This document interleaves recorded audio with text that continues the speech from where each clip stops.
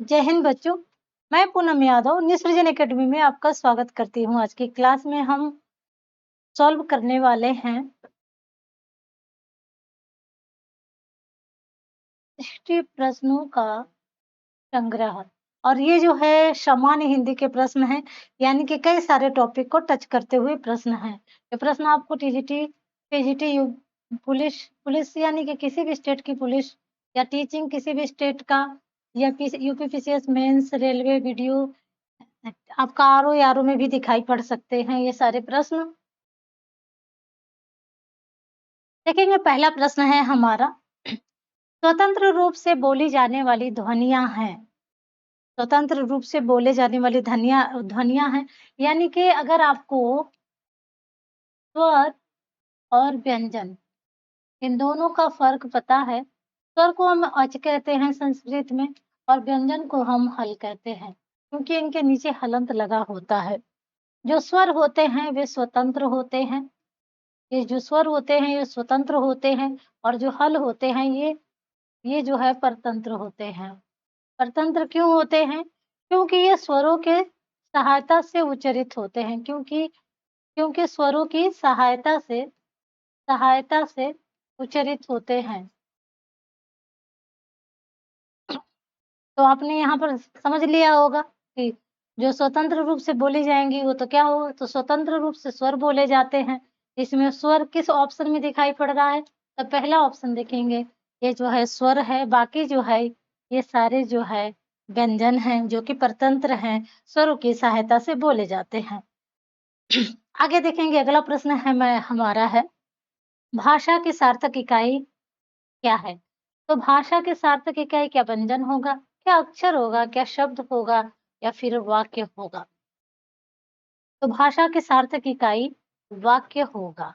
यह प्रश्न पूछा जा सकता है कि शब्द की सार्थक इकाई, शब्द की सार्थक इकाई, या फिर आपसे प्रश्न पूछा जा सकता है कि, कि भाषा की सबसे बड़ी इकाई। ये 3 प्रकार के जो है प्रश्न हैं, और आंसर तीनों का यही है। भाषा की जो सबसे बड़ी इकाई है वो वाक्य है, शब्द की सार्थक इकाई वाक्य है, भाषा की सार्थक इकाई वाक्य है। अगर आपसे यही प्रश्न पूछ लिया जाए कि भाषा की सबसे छोटी इकाई, भाषा की सबसे छोटी इकाई, भाषा की सबसे छोटी इकाई क्या है? तो भाषा की सबसे छोटी इकाई वर्ड है, जिसे हम ध्वनि भी कहते हैं, जिसे हम ध्वनि भी कहते हैं। भाषा की सबसे छोटी इकाई वर्ड है, जिसे हम ध्वनि भी कहते हैं। अब यहाँ पर जो है एक और प्रश्न पूछा जा सकता है कि अगर हम मान लें कि भाषा की सबसे छोटी इकाई वर्ड है या ध्वनि है, भाषा की सबसे छोटी इकाई वर्ड है या ध्वनि है, लेकिन वर्ड से बड़ी इकाई क्या होगी? तो वर्ड से बड़ी इकाई अक्षर होगा। अक्षर से अगर बड़ा कर दिया जाए तो अक्षर से बाद जो है आपका होगा पदबंध, पदबंध होगा, सॉरी, अक्षर के बाद जो है आपका शब्द होगा। शब्द को ही हम पद कहते हैं। जब कोई भी शब्द वाक्य में होता है तो फिर वो पद कहलाता है। जब वो स्वतंत्र रूप से होता है तो उसे हम शब्द कहते हैं। शब्द से बड़ी इकाई जो है आपका पदबंध होता है, पदबंध होता है। पदबंध से बड़ी इकाई उपवाक्य, उपवाक्य, उपवाक्य से बड़ी इकाई वाक्य। और वाक्य ही जो है भाषा की क्या है? सबसे बड़ी इकाई है, या सार्थक इकाई है, या शब्द की सार्थक इकाई है। तो ये यहाँ पर बहुत सारे प्रश्न आपके हल हो रहे हैं। अगर आपसे प्रश्न पूछा जाए कि वर्ड का मौखिक रूप, वर्ड का मौखिक रूप क्या होगा? तो मौखिक रूप जो है ध्वनि होगी। अगर प्रश्न पूछा जाए कि ध्वनि का लिखित रूप क्या होगा? तो लिखित रूप जो है वर्ण होगा। ये भी प्रश्न आपसे पूछा जाता है। जिसके टुकड़े न हो, जिसके टुकड़े न किए जा सके, जिसके टुकड़े न किए जा सके,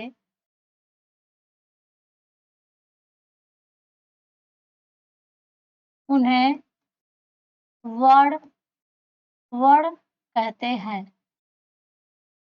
हम वर्ण के टुकड़े नहीं कर सकते हैं, इन्हें हम क्या कहते हैं? वर्ण कहते हैं। तो यहाँ पे देखेंगे एक ही प्रश्न से कितने सारे प्रश्न हल हो रहे हैं। आगे देखेंगे अगला प्रश्न है हमारा, अग्रस्वर कौन सा नहीं है? यहाँ पहचानना है अग्रस्वर। अग्रस्वर कहाँ से आए हैं? तो अगर हम स्वर भेद की बात करें या स्वर भेद के आधार की बात करें, स्वर भेद के आधार, तो एक आधार होता है आपका जिह्वा, जिह्वा के उत्थापित, जिह्वा के उत्थापित होने के आधार पर, जिह्वा के उत्थापित होने के आधार पर, जिह्वा के उत्थापित होने के आधार पर, जिह्वा के उत्थापित होने के आधार पर जो स्वर होते हैं वे 3 प्रकार के होते हैं। एक तो आपका होता है अग्र स्वर और दूसरा होता है मध्य स्वर और तीसरा होता है पश्च स्वर। यानी कि जब जिह्वा है, अगर हम बात करें जिह्वा की, जिह्वा की अगर हम इसे जीभ मान लें, तो ये आपका पिछला भाग है जिसे हम पश्च स्वर, इससे अगर इसका प्रयोग होगा, अगर मध्य भाग जीवा का प्रयोग होता है किसी स्वर के उच्चारण में, तो वहाँ पे जो है मध्य स्वर होगा, यानी कि यहाँ मध्य स्वर होंगे और यहाँ पिछला भाग अगर प्रयोग में होगा तो वहाँ पे पश्च स्वर होंगे। और यदि जिह्वा का अगला भाग प्रयोग में होगा तो वहाँ पे जो स्वर उच्चरित होंगे वहाँ से वे अग्र स्वर होंगे। अब स्वर आपके हैं, उसे हम नोट कर लेते हैं। जैसे आपका ये स्वर है, जैसे आपका स्वर है अ, आ, छोटी ई, बड़ी ई, छोटी ई, बड़ी ई, छोटा ऊ, बड़ा ऊ, ए, ऐ, ओ और औ। जब हम स्वर भेद करते हैं आधार से तो यहाँ से री गायब रहता है। अगर हम बात करें अ की, तो अ उच्चारित कर रहे हैं तो न जीवा का अग्र भाग प्रयोग में आ रहा है, न पश्च भाग प्रयोग में आ रहा है। तो ये जो है अग्र भाग मध्य जो है कौन सा आ जाएगा? अ अगर उच्चारित कर रहे हैं, अगर अ उच्चारित कर रहे हैं तो न अग्र भाग प्रयोग में आ रहा है, न पश्च, तो ये मध्य में चला जाएगा। तो मध्य में आपका अ आ जाएगा। अब हम उच्चारित करेंगे आ, तो ये पिछले में चला जा रहा है। अगर हम उच्चारित करें ई, तो ये आ जाएँगे अगले में, क्योंकि जीवा का अगला भाग प्रयोग हो रहा है इसमें। ऊ की बात करें तो ये भी इसमें जो है जीवा का पिछला भाग प्रयोग में आ रहा है। ए की बात करें तो ये जो है अग्र भाग में आ रहे हैं। और वो अ की बात करें तो वो अ जो है आपके पश्च स्वर में ही आएँगे। अब देख लेंगे आंसर, आपको समझ में आ गया होगा कि आंसर क्या होगा। तो अगर अग्र स्वर कौन-सा नहीं है, तो ये 3 जो है अग्र स्वर हैं और अ जो है ये मध्य स्वर है। ये क्या है? मध्य स्वर होगा। तो ऑप्शन जो है पहला सही हो जाएगा। आगे बढ़ेंगे हम, अगला प्रश्न देखेंगे। अगला प्रश्न है पीपर पात सरिस मन डोला। यानी कि जो मन है वो पीपर के पत्ते के समान डोल रहा है। यहाँ पे क्या की जा रही है? यहाँ पे देखेंगे तो उपमा की जा रही है, तो ऑप्शन आपका पहला सही हो जाएगा। रूपक में उपमा नहीं दिया जाता है। उपमा, उपमेय और उपमान को एक मान लिया जाता है। अनुप्रास में जो है वर्णों की आवृत्ति होती है, वर्णों की आवृत्ति होती है, की आवृत्ति, और यह जो है शब्दालंकार के अंतर्गत आता है। अलंकार कौन सा होता है?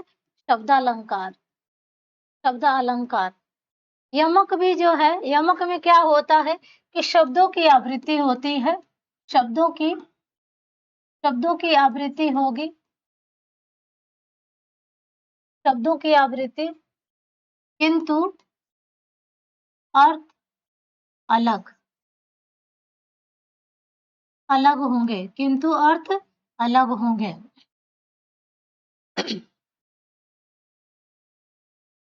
जैसे काली घटा का, काली घटा का, काली घटा का घमंड घटा, काली घटा का घमंड घटा।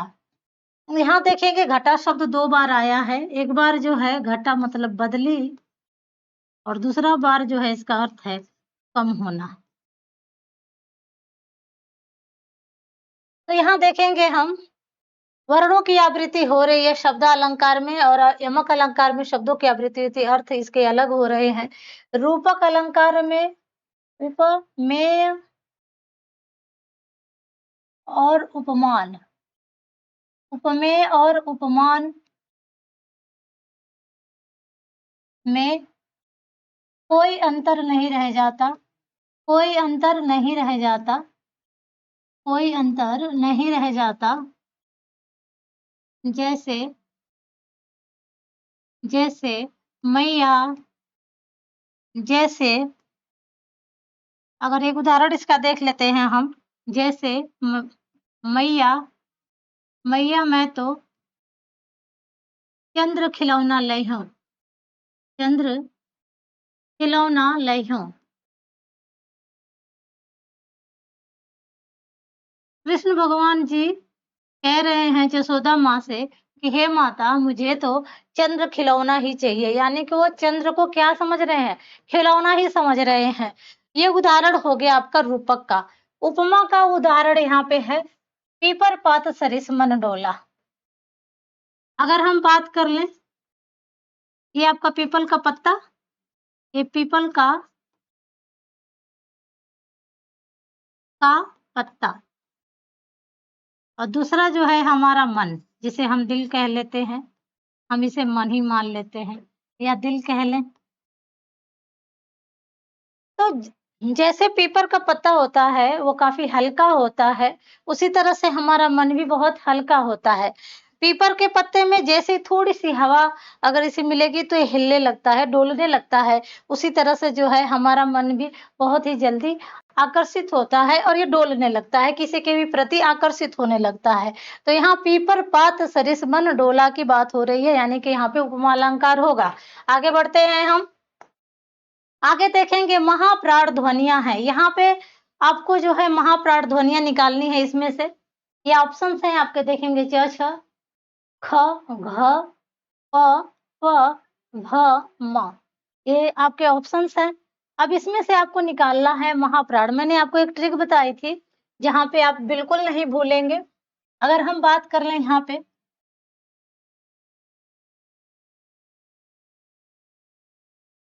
अगर हम यहाँ सारे वर्ग के वर्णों को लिख लेते हैं,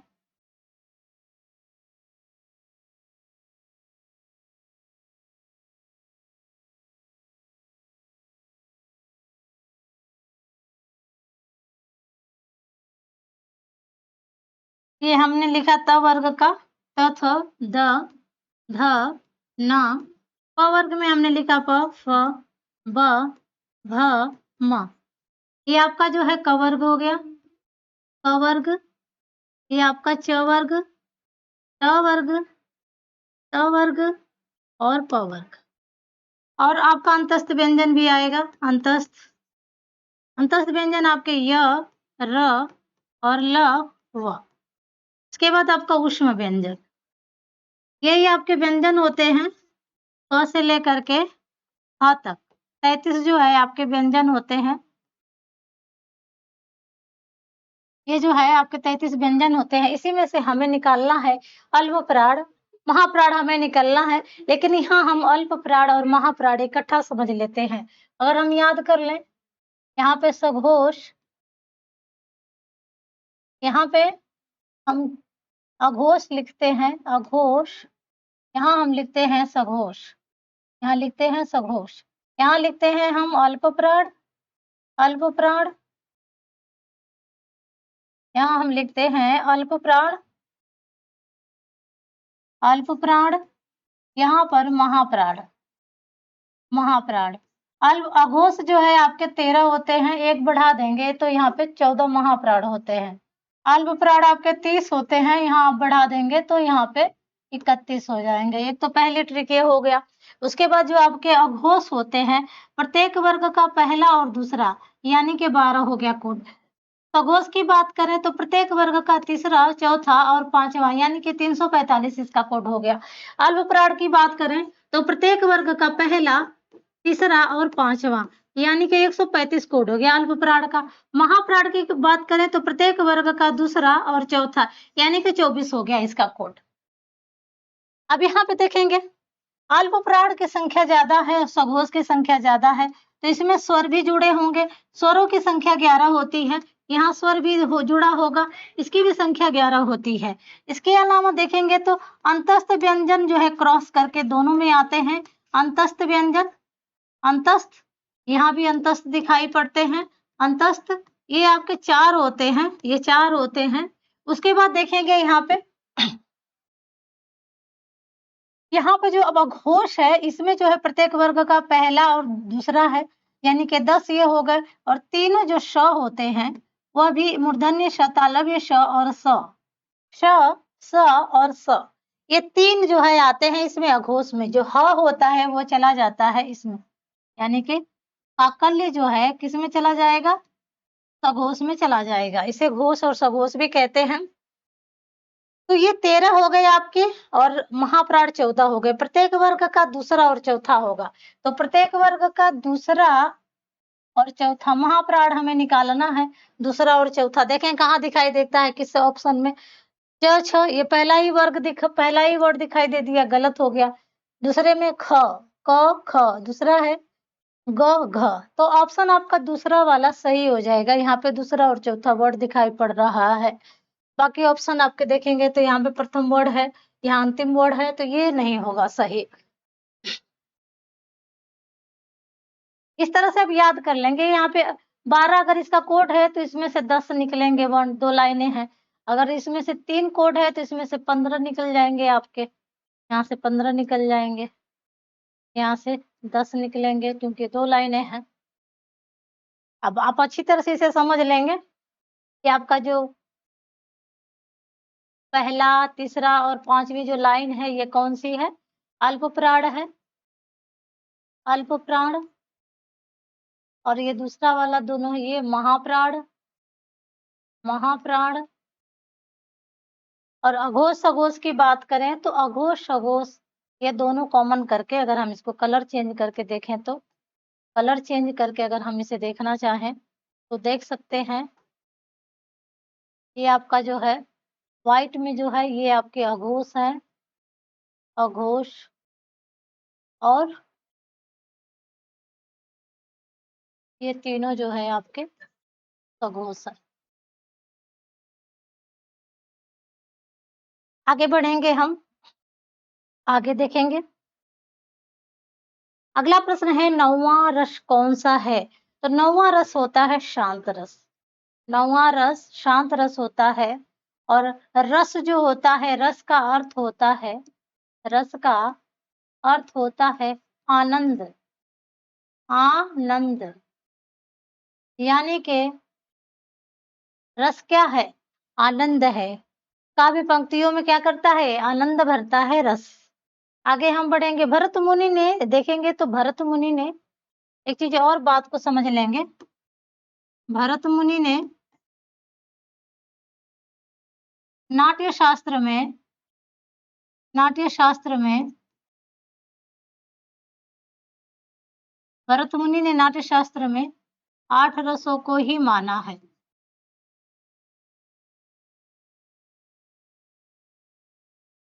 आगे बढ़ेंगे हम, अगला प्रश्न देखेंगे। अगला प्रश्न है शुद्ध वर्तनी का चयन करें। शुद्ध वर्तनी का हमें यहाँ चयन करना है। शुद्ध वर्तनी कौन सा होगा?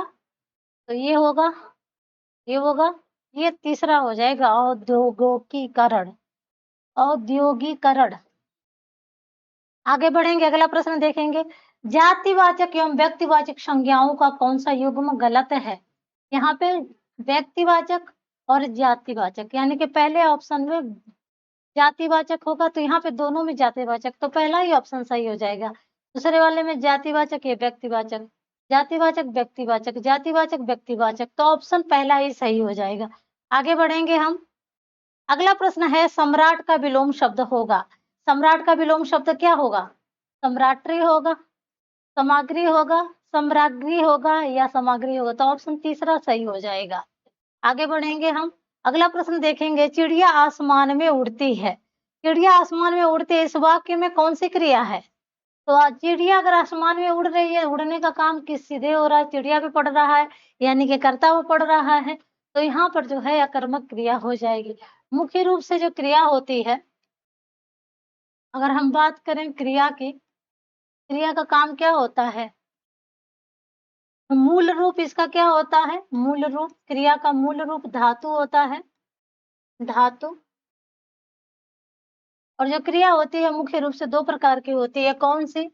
सकर्मक, सकर्मक और अकर्मक। सकर्मक क्रिया जो होती है उसमें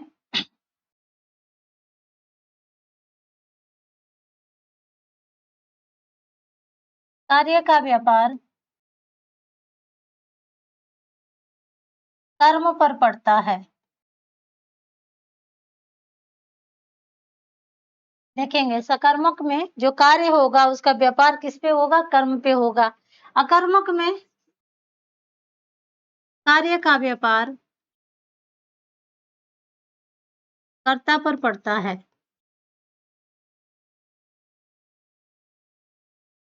जैसे मोहन, मोहन आम खाता है, आम खाता है, मोहन आम खाता है। और यहाँ पे राधा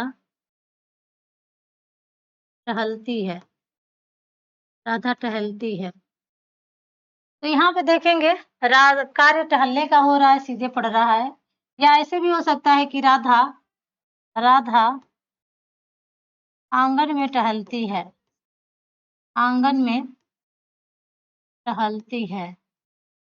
इसका मतलब ये नहीं है, अगर ये आंगन आ गया तो ये जो है इससे कोई मतलब नहीं है, टहलने का कार्य राधा कर रही है यानी कि कर्ता को पड़ रहा है, तो यहाँ पे जो है अकर्मक होगा। अब इस हिसाब से क्या है, चिड़िया आसमान में उड़ती है तो अकर्मक हो जाएगा। आगे बढ़ते हैं हम।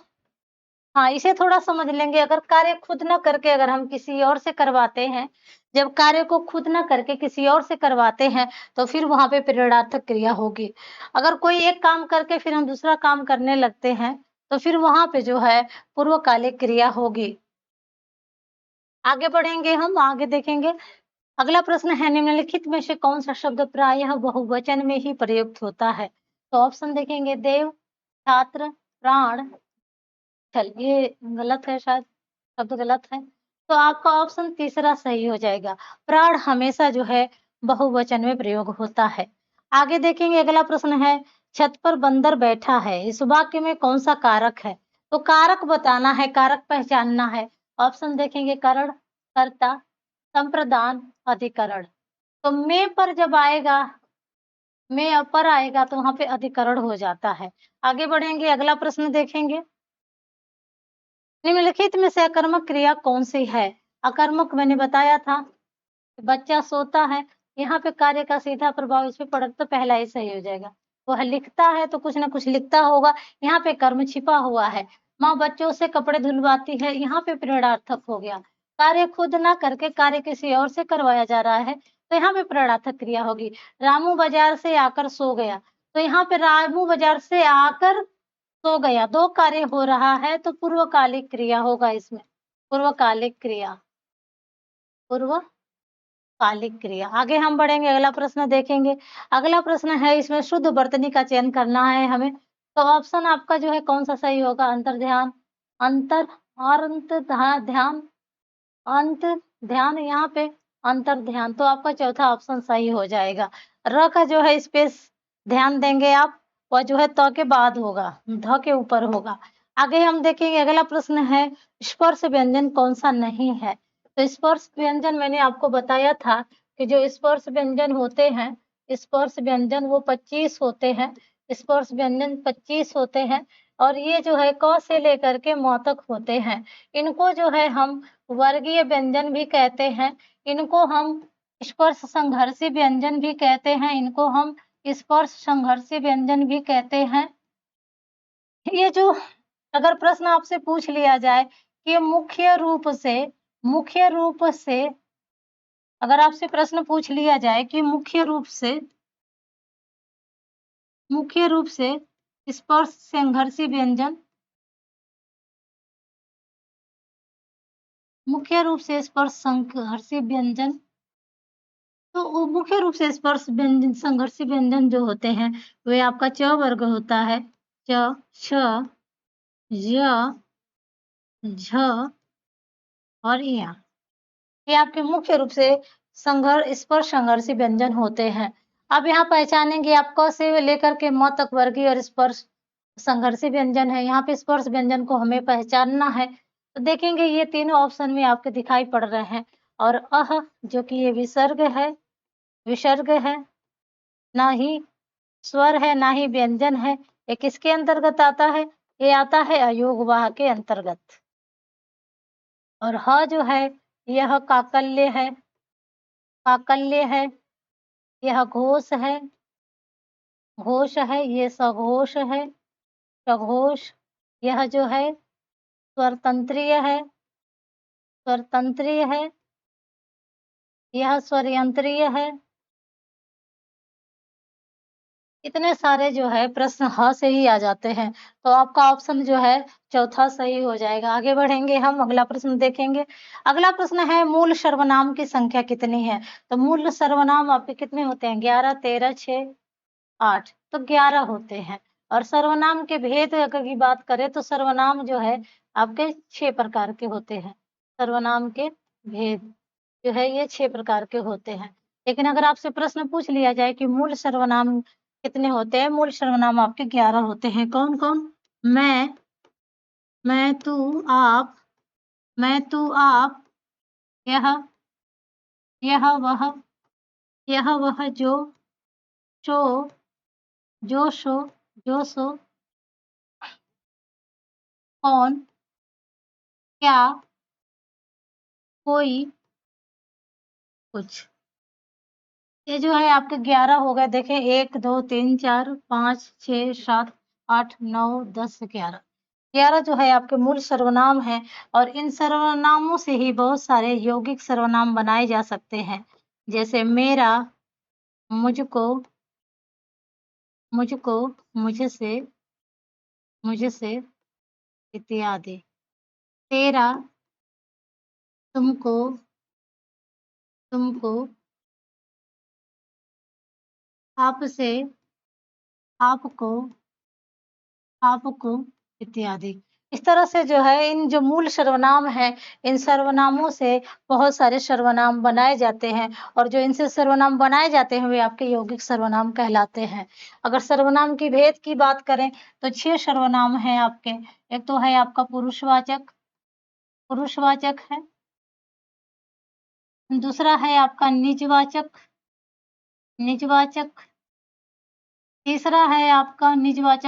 तीसरा है आपका संबंधवाचक। चौथा है आपका प्रश्नवाचक।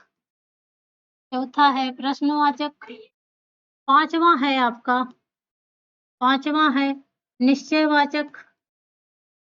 निश्चयवाचक और छठा है अनिश्चयवाचक।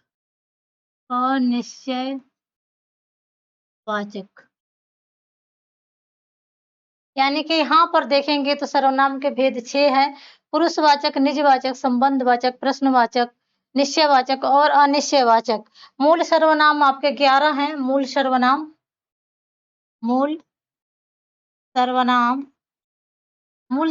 आपके 11 हैं। मैं, तू, आप, यह, वह, जो, सो, कौन, क्या, कोई, कुछ।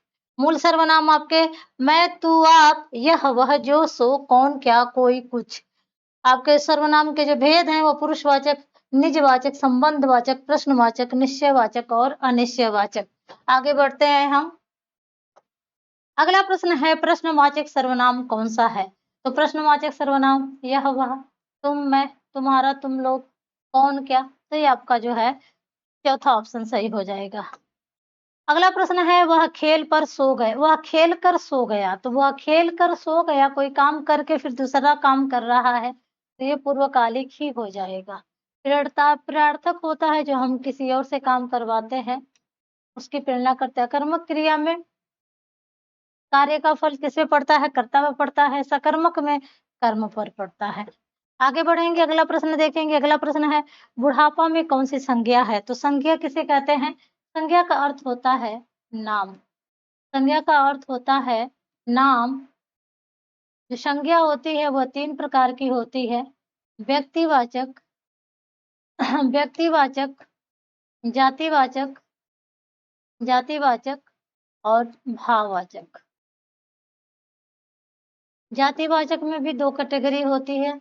एक तो समूह, व्यक्तियों और वस्तुओं का समूह होगा, या समुदायवाचक, समुदायवाचक, या दूसरा जो इसका प्रकार होगा वो होगा द्रव्यवाचक, द्रव्यवाचक, या फिर होगा पदार्थवाचक।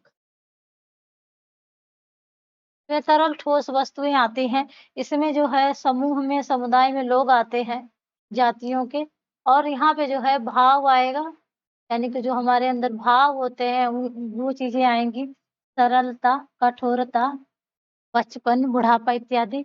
और यहाँ पे जो हमारा नाम होगा, किसी चीज़ का विशेष नाम होगा, वो जो है व्यक्तिवाचक में आएगा। तो ये आपका जो है हमने समझ लिया संज्ञा का। अब देखेंगे यहाँ पे बुढ़ापा। ये बुढ़ापा क्या है? ये भाव है, भाव के अंतर्गत आएगा। तो ऑप्शन देखेंगे व्यक्तिवाचक, जातिवाचक, भाववाचक। ऑप्शन आपका तीसरा सही हो जाएगा। आगे बढ़ेंगे हम, अगला प्रश्न देखेंगे। अगला प्रश्न है पेड़ से पत्ते गिरते हैं।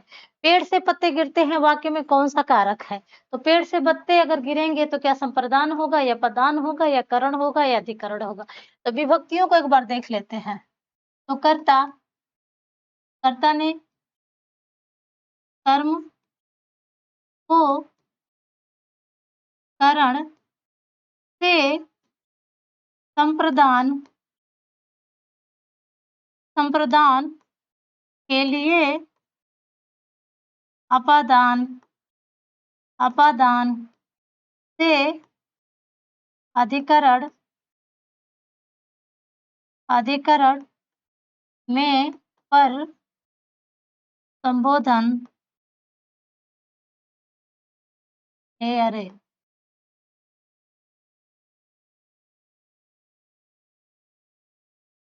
यहाँ पे पेड़ से पत्ते गिर रहे हैं, तो पेड़ से पत्ते जी गिर रहे हैं, अपादान हो रहा है, तो आपका ऑप्शन दूसरा सही हो जाएगा। आगे बढ़ेंगे हम, अगला प्रश्न देखेंगे।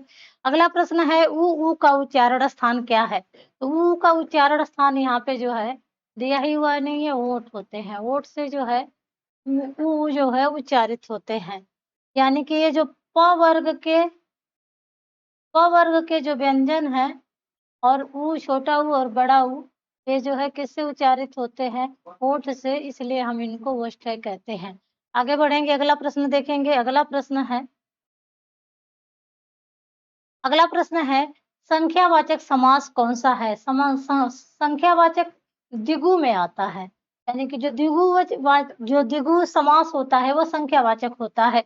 द्वंद्व समास में दोनों पद प्रधान होते हैं। अव्ययी भाव समास में प्रथम पद प्रधान होता है, और बहुव्रीहि में अन्य अन्य पद प्रधान होते हैं। अगर हम बात करें समास की, तो समास क्या करता है? शब्दों का संक्षेपीकरण करता है। संक्षेपीकरण करता है। इसमें जो है समस्त पद होते हैं।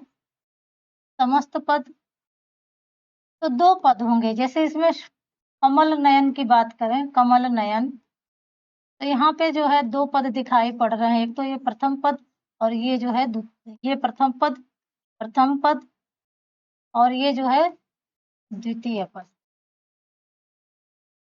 द्वितीय पद, जिसे हम उत्तर पद भी कहते हैं। उत्तर पद भी कहते हैं इसे हम, और इस प्रथम पद को हम पूर्व पद भी कहते हैं। तो यहाँ पे हम देखेंगे जो समास है, ये जो समास है क्या करता है? संक्षेपीकरण करता है। जैसे ये आपका ये समस्त पद है, इसके 2 पद हैं, प्रथम पद या पूर्व पद या द्वितीय पद, उत्तर पद। तो अगर बात करें हम समास के प्रकार की बात करें, समास के प्रकार। तो समास जो है इस वक़्त सिर्फ़ 4 प्रकार से जाना जा रहा है क्योंकि बहुत सारे प्रश्नों में गलतियाँ होने लगी थी, तो समास को 4 प्रकार से कर दिया गया है। जैसे अव्ययी भाव समास या अव्ययी भाव समास। अव्ययी भाव समास में क्या होता है कि पूर्व पद प्रधान होगा, पूर्व पद प्रधान होगा। दूसरे समास की बात करें, दूसरा समास होगा आपका तत्पुरुष, तत्पुरुष समास, तत्पुरुष समास। तत्पुरुष समास में जो है उत्तर पद प्रधान होगा, उत्तर पद प्रधान होगा। उत्तर पद यानी कि द्वितीय पद प्रधान होगा, ये द्वितीय पद इसमें प्रधान होगा तत्पुरुष में। इस तत्पुरुष के अंतर्गत 2 और समास आएँगे आपके, एक तो आएगा आपका द्विगु और दूसरा आएगा आपका कर्मधारय, कर्मधारय। जो द्विगुवाचक होगा, द्विगु जो होगा उसमें जो है प्रथम शब्द क्या होगा? संख्यावाचक होगा, संख्यावाचक होगा और ये जो है विशेषण का कार्य करेगा, यानी कि प्रथम पद इसमें विशेषण होगा। कर्मधारय में क्या होगा कि कर्मधारय में विशेषण और विशेष्य, विशेषण और विशेष्य दिखाई पड़ेंगे। इसमें भी जो है द्वितीय पद प्रधान होगा, यानी कि उत्तर पद प्रधान होगा। बात करें हम द्वंद्व समास की, तो द्वंद्व समास में जो है आपका, द्वंद्व समास में दोनों पद प्रधान होंगे, दोनों पद प्रधान होंगे। यानी कि ये जो प्रथम पद है और द्वितीय पद है, ये दोनों प्रधान होंगे किसमें? द्वंद्व समास में। अन्य समास की बात करें, बहुव्रीहि समास की बात करें, जो चौथा आपका समास है, तीसरा आपका द्वंद्व है, दूसरा आपका तत्पुरुष है, पहला आपका अव्ययी भाव समास। तो चौथा आपका जो बहुव्रीहि समास है, इसमें जो है अन्य पद प्रधान होता है, अन्य पद प्रधान होगा। ये हमने समास में थोड़ा-सा हमने इंट्रोडक्शन देख लिया, इंट्रोडक्शन। ये जो है पहला इसमें ऑप्शन सही हो जाएगा। अगर संख्यावाचक है तो द्विगु हो जाएगा। दोनों पद प्रधान है तो द्वंद्व हो जाएगा। प्रथम पद प्रधान है तो अव्ययी हो जाएगा। अन्य पद प्रधान है तो बहुव्रीहि हो जाएगा। आगे बढ़ते हैं, अगला प्रश्न देखेंगे। उल्लास का संधि विच्छेद हमें करना है। तो उल्लास का संधि विच्छेद क्या होगा? उल प्लस लास होगा, उत प्लस लास होगा, उल प्लस लास होगा या उद प्लस लास होगा। तो ये आपका व्यंजन संधि है। व्यंजन संधि। व्यंजन संधि में क्या होता है? व्यंजन संधि में व्यंजन का मेल या तो स्वर से होगा या फिर व्यंजन से होगा। तो जो विकार उत्पन्न होगा उसे हम व्यंजन संधि कहते हैं। यहाँ पे पहला जो है देखेंगे तो उत। प्रथम शब्द का जो अंतिम वर्ण है यहाँ पे हमें देखेंगे तो व्यंजन दिखाई पड़ रहा है। मेल किससे हो रहा है? लास। तो उल्लास से हो रहा तो ये भी व्यंजन है, ये भी व्यंजन है और ये भी व्यंजन है। यहाँ पे व्यंजन का मेल व्यंजन से हो रहा है। तो जब त का मेल जो है, त का मेल किससे हो रहा है? ल से हो रहा है। तो व्यंजन संधि में त संबंधी नियम में हम देखेंगे, यदि त का मेल ल से होगा तो त जो है ल में परिवर्तित हो जाता है, त ल में परिवर्तित हो जाता है। तो अगर त ल में परिवर्तित हो जाएगा तो यहाँ पे हम बात करें उत प्लस लास की, तो यहाँ पे त के नीचे हलंत है, ये बाद में बदल करके आधा ल हो जाएगा। यहाँ पे उ आ जाएगा, यहाँ पे लाश। जब हम इकट्ठा करेंगे तो उल्लास शब्द पुनः बन के तैयार हो जाएगा। तो ऑप्शन आपका कौन सा सही हो जाएगा? दूसरा वाला। आगे बढ़ेंगे हम। अगला प्रश्न है, देशज शब्द कौन सा नहीं है? तो गड़बड़ गड़बड़ 2 बार आ चुका है, एक बार पीपी आ चुका है। तो जितनी भी आवाजें हैं टिर टिर, मी मी, धक धक, भक भक, ये सारी आवाजें जो है देशज शब्द है। और आदमी, औरत, औलाद, औलाद, ये सारा जो है अरबी भाषाएं यानी कि विदेशज भाषाएं हैं, अरबी भाषा के शब्द हैं। आगे बढ़ेंगे, अगला प्रश्न देखेंगे। अगला प्रश्न है, इनमें से देशज शब्द कौन सा है? इसमें देशज शब्द एक है, बाकी भी देखेंगे। तो ये रिक्शा जो है ये जापानी है, ये जापानी है। लीची जो है चीनी है। गमला जो है पुर्तगाली है, यह जो है पुर्तगाली है। तेंदुआ जो है यह देशज शब्द है। यह जो है देशज शब्द है, तो ऑप्शन चौथा सही हो जाएगा। आगे बढ़ेंगे, अगला प्रश्न देखेंगे। अगला प्रश्न है समास के प्रकार हैं, तो समास जो है 4 प्रकार का होता है। आगे बढ़ेंगे, अगला प्रश्न है जहाँ शब्दों की आवृत्ति हो किंतु उनके अर्थ में अलग हो, तो वहाँ पे उपमा होगा, रूपक होगा, अनुप्रास होगा। तो पहले ही मैंने बता दिया था कि यमक हो जाएगा। आगे बढ़ेंगे, अगला प्रश्न देखेंगे जहाँ उपमेय में अनेक उपमानों की संख्या हो, तो वहाँ पे कौन-सा होगा? तो अनुप्रास में वर्णों की आवृत्ति है, तो ये शब्द अलंकार है। भ्रांतिमान में किसी चीज़ की भ्रांति हो, तो ये भी नहीं होगा। क्लेश नहीं होगा, इसमें अनेकार्थी शब्दों का प्रयोग होता है, यानी कि अनेक अर्थ वाले शब्द जो है इसमें चिपके होते हैं। तो आपका तीसरा सही हो जाएगा। संदेह जो अलंकार होता है, इसमें सादृश्य के कारण एक वस्तु में अनेक अन्य वस्तुओं की संभावना दिखाई पड़ती है और निश्चय नहीं हो पाता है और लास्ट तक बना रहता है, तो इसलिए इसे हम संदेह अलंकार कहते हैं। अगला प्रश्न है अंग और अह क्या है? ये स्वर हैं। अंग और अः क्या है? स्वर हैं, व्यंजन हैं, अयोगवा हैं, संयुक्त हैं। तो ये अंग और अः जो है अयोगवा है, ना ये स्वर हैं और ना ही ये व्यंजन है। आगे हम पढ़ेंगे, अगला प्रश्न देखेंगे, जो बूढ़े श्याम रंग त्यों उज्ज्वल होए, वे कौन सा अलंकार होगा? तो संदेह तो होगा नहीं, भ्रांतिमान भी नहीं होगा, यमक में एक शब्द बार-बार आते हैं लेकिन अर्थ अलग होते हैं, तो ये भी नहीं होगा। विरोधाभास होगा, विरोधाभास इसलिए होगा कि ज्यों-ज्यों बूढ़े श्याम रंग यानी भगवान कृष्ण का रंग कैसा है? सांवला है और मैं जैसे-जैसे उनके रंग में भीग रहा हूँ, वैसे-वैसे ही मैं उजला हो रहा हूँ। यहाँ विरोध उत्पन्न हो रहा है, इसलिए यहाँ पे विरोधाभास अलंकार होगा। आगे बढ़ेंगे, अगला प्रश्न है इनमें से कौन सा तत्सम शब्द नहीं है? तो कर्पूर जो है तत्सम है, गोमय भी है, गोधूम भी है, लेकिन जो बंदर है यह तद्भव शब्द है। यह तद्भव शब्द है। इसका जो तत्सम होता है वह वानर होता है। गोधूम जो है गेहूं का तत्सम है, गोमय जो है गोबर गोबर का तत्सम है और कर्पूर जो है वह कपूर का तत्सम है। आगे बढ़ेंगे, अगला प्रश्न देखेंगे। अगला प्रश्न है इनमें से कौन सा तद्भव नहीं है? तो एक इसमें से तद्भव नहीं है। आग, ओश और ससुर ये तीनों तद्भव हैं। सौराष्ट्र जो जिसका जो है तद्भव सोरठा होता है। तो ये जो है आपका ऑप्शन चौथा सही हो जाएगा। आग का बात करें तो इसका जो है तत्सम अग्नि होगा। ओस का होगा अवश्याय और ससुर का हो जाएगा श्वसुर। आगे बढ़ते हैं, अगला प्रश्न देखेंगे। अगला प्रश्न है रसों का राजा कौन-सा रस है? तो रसों का राजा कौन-सा रस है? क्या हास्य है, क्या शांत है, श्रृंगार होता है? तो ऑप्शन तीसरा हो जाएगा श्रृंगार। वर्तनी शुद्धि में पूछा जाता है, ये आपका मिस्टेक है। आगे बढ़ेंगे, अगला प्रश्न देखेंगे। अगला प्रश्न है संज्ञा के जिस रूप से वस्तु की जाति का बोध हो उसे हम क्या कहते हैं? तो उसे हम लिंग कहते हैं, ना कि कारक वचन या संधि। आगे बढ़ेंगे, अगला प्रश्न देखेंगे किस शब्द का बहुवचन नहीं बनाया जा सकता है? तो हम पानी का बहुवचन नहीं बना सकते हैं, चिड़िया, किताब और गमला का बना सकते हैं। आगे बढ़ेंगे, अगला प्रश्न है शुद्ध वर्तनी वाला शब्द कौन सा है? तो अस्पृश्यता जो होता है ऑप्शन दूसरा सही हो जाएगा। आगे बढ़ेंगे, अगला प्रश्न है ज्ञ वर्ण का वर्ण विच्छेद क्या होगा? तो ज्ञ का वर्ण विच्छेद क्या होता है?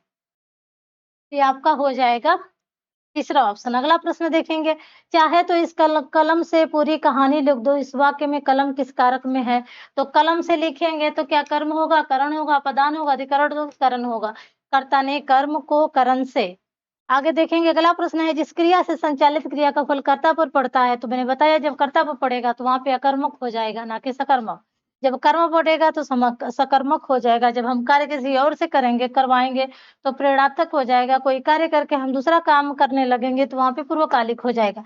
अगला प्रश्न है जिन वर्णों की गणना न करके स्वर में की जाती है, जिन वर्णों की गणना न स्वर में की जाती है और ना ही व्यंजन में, वो क्या होते हैं? तो आगत, सूक्ष्म, अंतस्थ, अयोगवा होते हैं।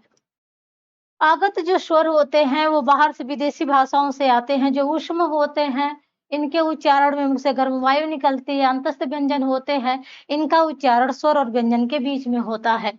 आगे बढ़ेंगे, अगला प्रश्न देखेंगे। अगला प्रश्न है संधि कितने प्रकार की होती है? तो संधि जो होती है हमारी 3 प्रकार की होती है, स्वर संधि, व्यंजन संधि और विसर्ग संधि।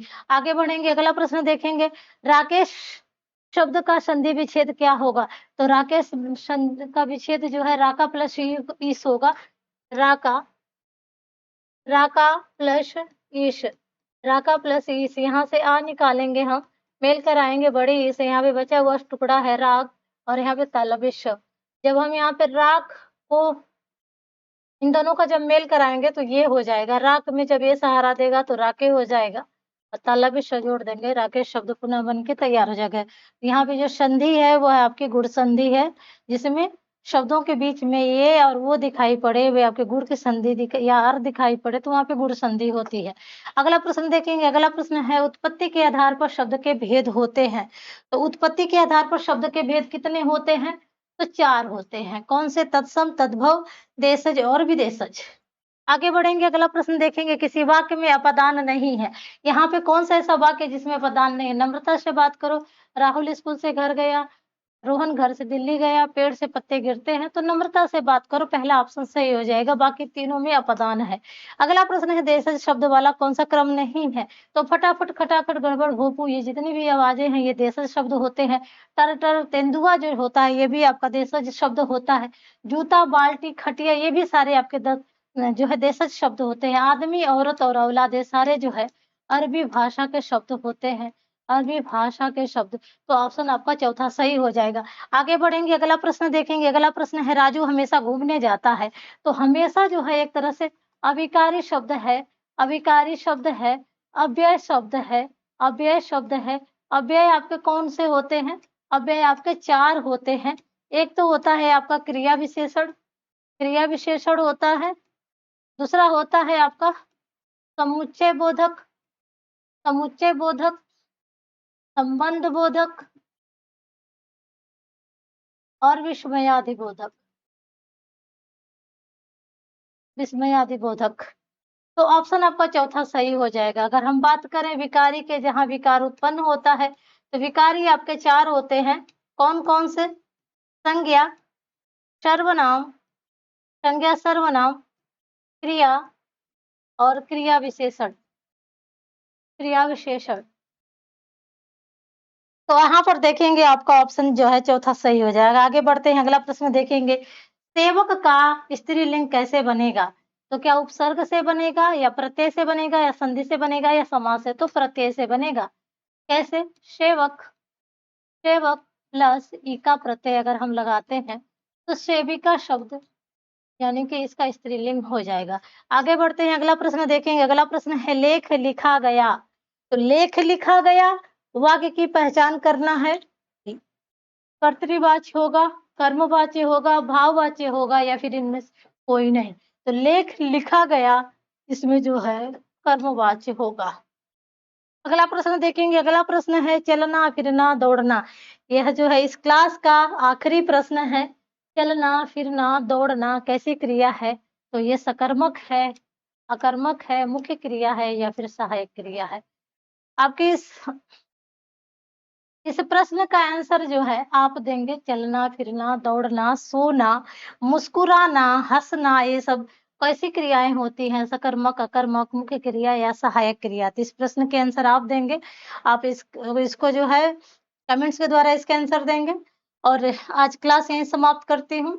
इस क्लास को तैयार करने में, इस प्रश्नों को बनाने में काफ़ी मेहनत लगती है, तो मेहनत में आप एक लाइक का बटन तो दबा सकते हैं और शेयर ज़रूर कर सकते हैं, सब्सक्राइब कर सकते हैं। कम से कम आप इतना तो हमारे लिए कर सकते हैं। Thank you students.